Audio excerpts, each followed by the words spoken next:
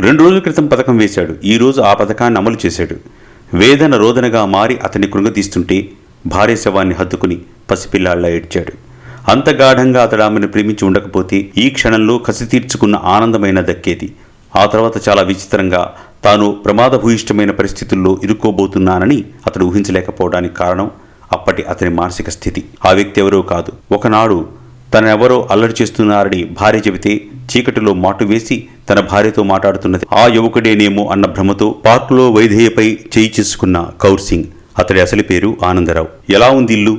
విడిగా విశాలంగా ఉన్న ఇంటి గదులన్నింటినీ పరిశీలిస్తూ తిరుగుతున్న రోషిణిని చూస్తూ అడిగాడు వైదేయ. ఏడ్చినట్టుంది. ఠక్కున జవాబిచ్చింది ఆమె. నీ గురించి నేను చాలా ఎక్కువ అంచనా వేశాను వైదేయ. రచయితీవి కదా, ఇంటినైనా కళాత్మకంగా ఉంచుకుంటావని అనుకుంటే నువ్వు రాసే క్రైమ్ నవలల్లో విలన్స్ డెన్లా తయారు చేసి మరీ వదిలిపెట్టావు. నిజానికి వైదేయ ఆ క్షణంలో ఆమె మాటల్ని తీరుబాటుగా వినే పరిస్థితుల్లో లేడు. తనను క్షణక్షణం సవాలు చేస్తున్న ఆమె అందాన్ని వీలైనంత త్వరగా అందుకోవాలన్న తృష్ణతో నలిగిపోతున్నాడు. అతడి స్థితిని అర్థం చేసుకోనట్టుగా ఆమె డోర్ కర్టన్స్ను సర్దుతోంది. బడలికగా కాట్పై జారిగలపడిన వైదేయ దృష్టి వెనకగా నిలబడ్డ రోషిణి సన్నని నడుంపైన పియానో రీడ్స్ లాంటి అక్కడ అందంగా పరుచుకున్న మడతలపైన పడి ఆగిపోయింది. నిద్రొస్తుందా? వెనక్కి తిరగకుండానే అడిగింది. తన పనిలో నిమగ్నమయ్యే జవాబివ్వలేదు వైదేయ. ఇంతలా పని కట్టుకుని పిలిచావు? అప్పుడే నిద్ర? కొద్దిగా తల తిప్పి కవ్వింపుగా అడిగింది.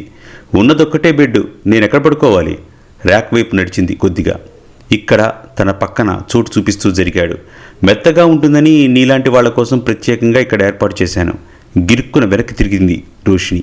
నీలాంటి వాళ్ల కోసము అంటూ ఒత్తి మరీ పలుకుతున్న మిస్టర్ వైదేయ, నేను అందరిలాంటి ఆడదాన్ని కాదని ఎంత వేగంగా తెలుసుకుంటే అంత మంచిది.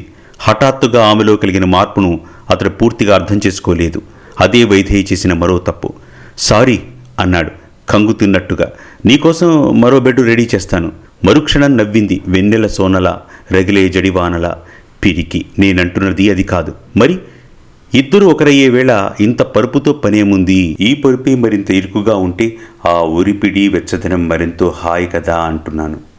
ఒక గాలితెర సన్నని అగ్నికేలలా అతన్ని స్పృశిస్తూ వెళ్ళిపోయింది. అతడు లేచాడు. అదేంటి? అప్పటికే ఆమె ర్యాక్లోని పుస్తకాలపై పేరుకున్న దుమ్ము దులుపుతుంది. దుమ్ము? అది నన్ను దులుపమన్నావుగా? గలగల నవ్వింది. అతని ఎదలోపల అగ్నిపర్వతం బ్రద్దలయ్యేలా. అమాంతం వాటేసుకున్న వైదేయ వేగంగా ఆమెను మంచంపై విసిరాడు. ఉప్పెనలా ఆమెపై పడి ఉక్కిరి బిక్కిరి చేస్తుంటే ఏమిటా తొందర? అంది కోముగా అతడి గుండెల్లో ఉదికిపోతూ. ఇప్పుడేం చూశావు? ఇంకా ఉంది ముందర. పర్వాలేదు, ప్రాసల్ని ఉపయోగిస్తున్నావు. అదే నా ప్రత్యేకత రోషిణి. ఆడదాన్ని లొంగ తీసుకోవటం కాగితంపై కళాన్ని జార్చినంత సులభం నాకు. ఎలాంటి ఆడదాన్నైనానా? నా దృష్టిలో ఏ ఆడదైనా ఒకటే, ఒక్క తల్లి తప్ప అన్నాడు గొణుకుతున్నట్టుగా. తల్లిని మాత్రం ఎందుకు స్పేర్ చేస్తున్నావు? జన్మనిచ్చింది కాబట్టి. అనుభవజ్ఞుడైన చిత్రకారుడి కుంచెలా అతడి చేతిలో ఆమె ఒంటిపై రంగవల్లులు అద్దుతుంటే చిరుగాలి సవ్వడికి మెల్లమెల్లగా కంపించే లేత చిగురుటాకులా ఆమె ప్రతిస్పందిస్తుంటే పుప్పొడి రాలుతున్నట్టు ఆమె తనువు తట్టిల్లతగా మారి మెరుపు తీవెలా సర్దుతుంటే మిలితిరిగే ఆమె సౌందర్యం ఖజూరహో శిల్పాన్ని సవాలు చేస్తూ వత్సనాదమై వలపు తీవెల వల్మీకమై అతన్ని మమేకల్లో ముంచుతుంటే ఆగు! ఒక గర్జన ఇంతలో గతి ప్రతిధ్వనించేటట్టు వైదేయ గుండెలదిరేట్టు. అప్రతిభుడై వైదేయ పక్కకు చూశాడు. పక్కన మరెవరూ లేరు, ఎదురుగా రోషిణి తప్ప. అంటే అలా అర్చింది రోషిణి అన్నమాట. నువ్వు? ఆపాదమస్తకం ప్రకంపించిపోతున్న ఆమెను చూస్తూ ఏమిటలా ప్రవర్తిస్తున్నావు? విడ్డూరంగా అడిగాడు. ఆమె కళ్లలోని క్రౌర్యం వైదేయలో ఎంతటి సంచలనాన్ని రేపిందంటే తమ్మకంతో ఆమెను లొంగదీసుకోవాలన్న ఉద్రేకానికి వార్ధపడింది. అసలు నువ్వెవరివి? నరాలన్నీ మంటల్లో మాడిపోతున్నట్టు అతనిలో భరింపశక్యం కాని ఉద్విగ్నత. రోషిణి, రోషిణి ది గ్రేట్ కర్కశంగా నవ్వింది. వైదేయ 2 అడుగులు ముందుకేశాడు. రోషిణి? స్టాప్ దేర్ మిస్టర్ వైదేయ, ఆమె గొంతు శాసించింది. ఎందుకు? రోషంగా అడిగాడు. నేను మగాణ్ణి కాదనుకున్నావా? అవునని ఎలా అనుకోమంటావు? ఆ వాక్యం అంతరంతరాల్లో చాలా సున్నితమైన పొరను తాకి చాలా వివసుణ్ణి చేసింది. క్రోధారుణ నేత్రాలతో ఆమెను చూస్తూ అవునో కాదో నిరూపించే అవకాశం ఇస్తే చూపిస్తాను అన్నాడు. మిస్టర్ వైదేయ నవ్వింది పడి పడి. ఇప్పుడు ఆమెలో ఇందాకటి కార్చిచ్చు వేడిగాని కళింగనాగ బుసలుగాని లేవు. చాలా మామూలుగానే నవ్వుతూ డాక్టర్ ఎటాన్ ఎయిడెడ్ గురించి ఎప్పుడైనా విన్నావా అడిగింది. జవాబు చెప్పలేదు వైదేయ. ఆ క్షణంలో మరే టాపిక్ గురించైనా మాట్లాడే సహనం లేదతడిలో. బ్రిటన్కి చెందిన డాక్టర్ అటాన్ ఎడెడ్ ప్రపంచ ప్రఖ్యాత మనస్తత్వ శాస్త్రజ్ఞురాలు 14 ఏళ్లు పరిశోధించి సెక్స్ వితౌట్ షేమ్ అనే గ్రంథం రాసింది. అందులో ఆమె రాసిన అతి ముఖ్యమైన విషయం 7 నెలల పసిపాపల్లో కూడా సెక్స్ వాంఛ దారుణంగా ఉంటుందని. ఆగింది క్షణం పాటు. అలాంటిది నీలో ఆ వాంఛ లేదన్నా, నీకా పని చేత కాదన్నా ఎలా నమ్మను? నిజానికి సెక్స్ అన్నది మనిషికి చాలా సహజమైన అవసరం, అంతేకాని మగతనానికి చిహ్నం కాదు. ఇంతకీ నువ్వనేదేమిటి? నీ వయస్సంతా? సుమారు 25 ఏళ్ళు. అంటే ఎంత వయసుని వృధాగా ఖర్చు చేశావో చూశావా? నవ్వింది జాలిపడుతున్నట్టు. అసలు రచయితగా ఏదో కొద్దిపాటి పేరునైనా సంపాదించుకున్నావు, కానీ మగాడిగా నీ శక్తిని నిరూపించుకుని ఒక్క ఘనకార్యమైనా చేయగలిగావా? ఏం ఆశించి ఆమె అలా మాట్లాడుతుందో వైదేహికి అర్థం కాలేదు. ప్రేరేపించి రెచ్చగొట్టి పరాకాష్ఠకు చేరుకునే దశలో దూరం జరిగి ఇప్పుడామె తీరుబాటుగా ఫ్రీజ్ చేస్తుంటే ఉడికెత్తిపోతున్నాడు. 15 ఏళ్ల వయసులో గ్లోసియా ప్రపంచానికి మొదటిసారిగా ఎన్సైక్లోపీడియా అన్న పదాన్ని పరిచయం చేసి ఆ పేరుతో ఓ పుస్తకాన్ని రూపొందించాడు. అదే వయసులో ఫ్రెంచి రచయిత విక్టర్ హ్యూగో ప్రపంచ అకాడమీకి ఓ పాట రాశాడు. 16వ ఏట తండ్రి ఆధ్వర్యంలో ఉన్న సైన్యానికి నాయకత్వం వహించాడు అలెగ్జాండర్. ఆల్ఫ్రెడ్ నోబెల్ 22 ఏళ్ల వయసులో డైనమైట్ను కనిపెట్టాడు. 24 ఏళ్ల వయసులో న్యూటన్ భూమి ఆకర్షణ సిద్ధాంతాన్ని కనుగొని రుజువు చేసి ప్రపంచాన్ని ఆశ్చర్యంలో ముంచెత్తాడు. ఇదంతా నాకెందుకు చెబుతున్నావు? విసుగ్గా అడిగాడు. మగాళ్లంటే వాళ్లే అని చెప్పడానికి, మగతనాన్ని నిరూపించుకునే మార్గాలు అవే అని నీకు స్పష్టం చేయడానికి. మిస్టర్ వైదేయ, తెలివి లేని జంతువులకి, క్రిమికీటకాలకి సామాన్యమైన సెక్స్తో నీ పరిణతిని అంచనా వేసుకునే కంటే ఇలాంటి చరిత్రను సృష్టించి మగాడని నిరూపించుకోవాలి. నిజానికి నేను కోరుకునే మగతనమది. అలాంటి మగాడికి నేనీ సౌందర్యాన్ని తొలిసారి అంకితం చేసేది. అవాక్కై నిలబడిపోయాడు. ఏం కష్టమనుకుంటున్నావా?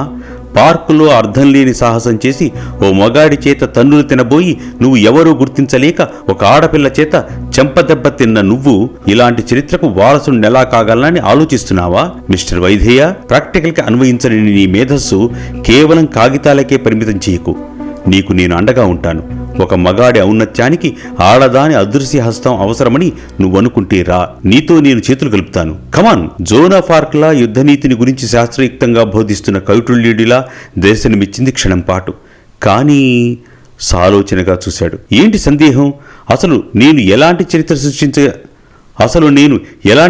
సృష్టించాలని చెబుతాను వైదేయ. 100 మందైనా చేయనిది 1,00,000 మందిని ఆశ్చర్యపరిచేది ఏదైనా అది చరిత్రే. అది క్రైమ్ కావచ్చు, మరో రకమైన సెన్సేషనల్ యాక్ట్ కావచ్చు. ఎదురుగా నిలబడ్డ రోషిణి సామాన్యమైన ఆడపిల్లలా కనిపించలేదు. ఇంత అందమైన ఆడపిల్ల ఇంత దారుణంగా ఎందుకు ఆలోచించగలుగుతోంది అన్న ఆలోచన కలిగిన తొలిక్షణమది. ఎందుకలా చూస్తున్నావు? చట్టబద్ధం కాని నేరాలు కూడా చరిత్రను ఎలా సృష్టించగలవో అర్థం కాక హేళనగా నవ్వింది. నేరం, చట్టం ఒత్తి పలుకుతూ వికృతంగా నవ్వింది. అలా నవ్వుతుంటే ఆమె ప్రయత్నం లేకుండా కళ్లల్లోంచి నీరు లావలా పైకి చిమ్మింది. ఏ యుగానికి చెందినవాడవయ్యా వైదేయ? అణుబాంబులను తయారు చేయడమే ఆధిక్యతగా భావిస్తున్న ఈ శతాబ్దంలో పక్కనున్నవాణ్ణి యుక్తిగా సమాధి చేసి పైకి సాగిపోవడమే నిజమైన పురోగమనంగా భావిస్తున్న ప్రస్తుత కాలంలో డబ్బుతో నేరాన్ని చేయించి మళ్లీ ఆ డబ్బుతోనే నేరాన్ని న్యాయంగా మార్చుకోగలుగుతున్న ఈ సమాజంలో నిలబడి చట్టం, నేరం అంటూ జంట పదాల్ని వల్లించడం నీ అసమర్థతని కప్పిపుచ్చుకోవడానికి వాడే అందమైన పదజాలమంటే అంగీకరిస్తావా? నిశ్శబ్దంగా వింటున్నాడు తల ఉంచుకుని. నేరం చేయటం కాదు నేరం, చట్టానికి దొరికేటట్టు చేయడమే నేరం. నెమ్మదిగా తలపైకెత్తాడు. తెలివైనవాడు, తెలివిలేనివాడు అంటూ వర్గీకరించేది ఈ చిన్న వైవిధ్యమే. భావరహితంగా చూస్తున్నాడు. అయినా ప్రత్యర్థిని గెలవాలనుకున్నప్పుడు ఆటలో ఉపయోగించిన ఒడుపు యుద్ధంలో శత్రువుని సంహరించడానికి పనిన వ్యూహం నేరాలెలా అవుతాయి? నిజానికి అదే తెలివంటే. నేను గెలవాలంటే వెంటనే ఏం చేయాలో చెప్పు. ఆలస్యాన్ని తాళలేనట్టు ఆమెను మరింత గట్టిగా హత్తుకున్నాడు. చెబుతాను, ఇది చాలా దారుణం. ఏది? అడిగింది గోముగా నవ్వుతూ. ఇంతవరకు రానిచ్చి ఆ తర్వాత దూరంగా నెట్టేయటం, మళ్లీ దగ్గరికి తీసుకోవడానికేగా. ఇప్పుడు నేననుకున్న స్థితికి నువ్వు ఎదిగాక. అలాంటప్పుడు ఇదంతా దేనికి? అంత గొప్ప రచయితవి ఈ మాత్రం అర్థం కాలేదా? సిగ్మండ్ ఫ్రాయిడ్ చదివితే బోధపడేది. ఏమిటి కోరికంటే ఏమిటో కేవలం ప్రేరణతో మనిషి ఎంత బలంగా ఉత్తేజపరచొచ్చో అర్ధనిమిలిత నేత్రాలతో చూసింది. భావరహితంగా నిలబడిపోయాడు.